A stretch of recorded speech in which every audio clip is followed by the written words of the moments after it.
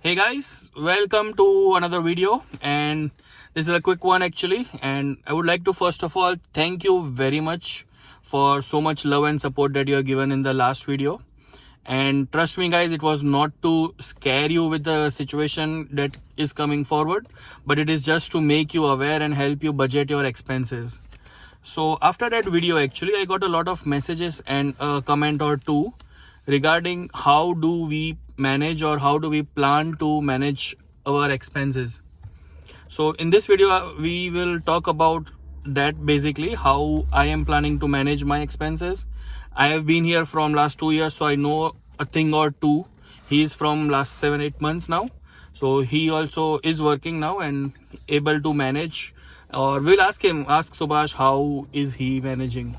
So stay tuned, watch the full video and let us know if you have any more queries. Thank you so much, and let's go to the video without wasting time. So to manage expenses, first of all we should know where our money is going. Income is not changing so much, so whatever we are earning, I'm working full time, so I know how much I am earning, whatever 2,000 3,000 pounds I know, and that is stable, so that is fixed amount. It will not change, I know it for a fact. But expenses have increased and they will increase. So what are the main expenses? First of all, so I'll just list down briefly. My rent is 900 pounds, my electricity is 150 pounds, utilities basically 150 pounds, council tax 120 pounds, car expenses 200 pounds. So these are moti expenses that I can think of, and groceries and travel are around 500 pounds extra. So if you sum up everything, I will be spending approximately 1500 to 1800 pounds every month. So considering my income, like I'm working full time right now, so considering my income, earlier I was able to save 1,500 pounds every month with me and my wife working. Both of us are working full time. So as a couple, it was pretty easy to save at least 1,500 pounds every month. But now that expenses will be going up, inflation and everything, you must have seen in my previous video, if not, link here. So with the rise in costs of living, the expenses will go up. So basically it means that the cushion that we had of 1,500 pounds every month that we were saving will go down to say 1,000 pounds or 500 pounds. But we will be able to manage, and as such we do not have any major expenses coming, in next 1 year at least. Yeah. So for us it will be okay to manage. We will be able to manage, and anyways we are not sending any funds to India, and it is the worst time actually to send funds to India. If you have seen the exchange rate today, it was 88 after the mini budget yesterday. Oh. The exchange rate, we made a video 2 days back. Exchange rate that time was 91. In 2 days it has dropped to 88 now. So you can imagine 3 rupees is 3% drop in just 2 days, basically over the weekend. So let's talk to Subhash and ask him how is he, or is he able to manage, what are his plans, because I am sure his also salary is not increasing. He will be earning the same part-time amount of say 800-900 pounds every month, and how will he be able to manage? So Subhash, let's talk about it. What are your main expenses? We'll not talk about your income, but we'll talk about your main expenses. Yeah, I mean income would be around 800 pounds and that's it. 800, 900 and no tax. So that's no good. tax. That's good. That's good. So you can divide the expenses into two types: fixed expenses and variable expenses. Yes. There are few expenses which are fixed. For example, rent. How much are you paying rent? I am paying 450. Lucky. 450, a bit tentative with respect to the bills. Yeah. There are bills included, but at the same time I'm may vary sharing sometimes. the house. So yeah, they may vary sometimes, but yeah, 450 plus groceries. 200? No, not 200. You don't eat so much. 200 would be. We are not including your liquid diet, but only solid food. Yeah, 150. 150 for grocery, so that is 600. Yeah, 600. For in a month, at least once you go out, maybe to London, or last month I went to Brighton. That's a 50. That's 650. 650. And liquid Liquid diet is variable always. another 50. 50 to 100 pounds. So basically you won't be able to save anything. Yeah, so there's 100 pounds remaining in this calculation, but trust me, there will be one or the other random thing which will happen Every month. every month. So I was able to save up some for summer, during the summer. So the additional 600 pounds I was able to save something like that per month. Okay. But no. But now that you are aware of the situation coming next year, how do you plan to manage? Because if the expenses will be going up, your rent will be same, but your, I think, groceries from 150, it might increase. Your liquid diet might have to cut down a little bit, or switch to cheaper brands maybe. No way. No, I mean, you have to cut down somewhere or bring money from India. This is a good time to bring money from India actually. For liquid diet. For liquid diet, your parents will not be happy. But yes, so how do you think you would, manage? Have you saved anything because you I are did. working full time? I did. I mean, I don't want to get into the details, but I paid some amount of fees. I took a loan of 7.5 lakhs, as I said in previous video. Yeah. 50% of it is Paid off. So another 50% is left. But if you look in long term, I think that can be an easy thing. Maybe in So in another 1 or 2 years. you came in January. So in 7 months, you paid out 50% of your loan. Yeah. Which is very good actually. Which is very good. I mean, I've had my brother supporting me, but at the same time, I didn't waste unnecessarily. I can say that. I You tried didn't my have any best. extravagant expenses or No, ayyashi nahi kiya basically. Ayyashi nahi kiya. No extravagant expenses. And trust me, if you start extravagant expenses in There's this no country, end. There's no end to it. you have no idea.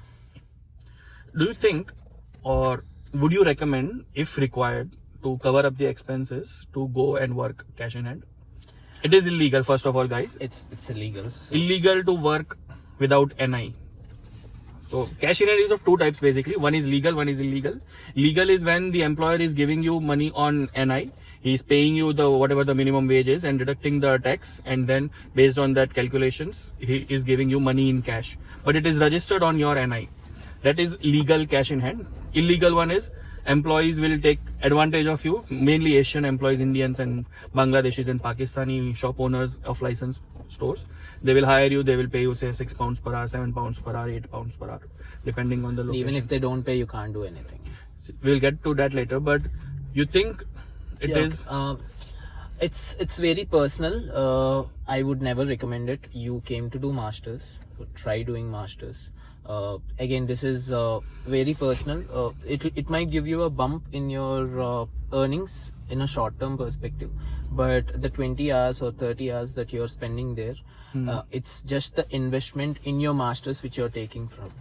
Yeah, so You're not skipping food or anything. The only thing that you're skipping is your educational journey, for which you actually came for.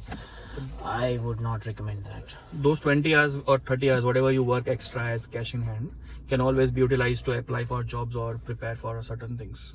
Actually, yeah. I mean, even if you do not, I think knowledge on a long run will definitely Will give pay its off. own. Yeah, Yeah. it'll pay off.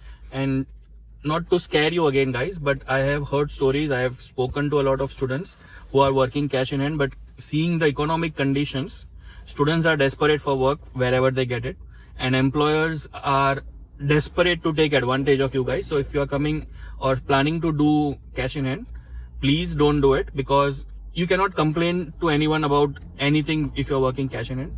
So I'll just give you a small, most common example. Students are working in restaurants in say Ilford, Romford, Leicester, Wembley, Indian restaurants or Indian owned shops. They're working cash in an Indian owned warehouse. The owner will say, okay, I'll pay you 8 pounds per hour, and he worked for a week for 40 hours, and after that the owner said, okay, there was no business, sorry, I cannot pay you. And in that situation, there's nothing, not a single thing you can do about it. Yeah. So unless you are ready to fight with the owner, there's no other option. You cannot go any legal way. You cannot do anything, and trust me, it's not worth it. It's not worth getting into all the If hassle. you go in a legal way also, they'll get fined and you'll be sent back. You will be sent home. So there's all no negative. point. So there's no upside to it, and it's just simply not worth it. So take my advice, don't fall for these traps, and with the situation becoming worse, these traps will keep on increasing. Employers will try to take advantage of you, and the worst thing is our own country people are doing that. I haven't seen a Britisher, doing or giving cash in hand jobs and then not paying off. I only heard stories about Asians, mainly Indians, Bangladeshi, Pakistani, Turkish, kebab shops and all. They will hire you cash in hand. They'll say, okay, no business, sorry, I cannot pay you, and fuck off. That's how it is situation right now. Don't fall for this trap. Anyways, I think it will be okay to manage the expenses. You will not be able to save so much, but covering up the expenses, it should not be so difficult if you plan your money management well. So that's all we wanted to say in this video, and thank you so much for watching the video. And comment below if you think or if you have any troubles how to manage money. I have at least 100 tips that I can give you on how to manage your money while you are here, and how to go about it basically. So if you have any queries, just comment below, and thank you so much. Do like, share, subscribe. If I can add a small thing, like there's a friend of mine who came to Scotland this intake. He has a freelancing job back in India which he is doing, and he is now having an NI job, and I think that's completely legal, right? Because freelancing service wouldn't be counted. It's in India. Yeah, it's in India. So that's okay. It won't be applied to a large section of audience who are watching this, but that can be done. Freelancer. There are websites also who do that. I think Fiverr. Yeah, Fiverr. Yeah. Upwork, Fiverr, Elancer, freelancer.com. You can try to do those activities on the side. That would be professionally developing you as well. Yes. So yeah, it's a win-win. Win-win, yes. Alright guys, thank you so much for watching, and do like, share, subscribe, and stay tuned for lots of more content. Bye, good luck. It's a 11/11 video.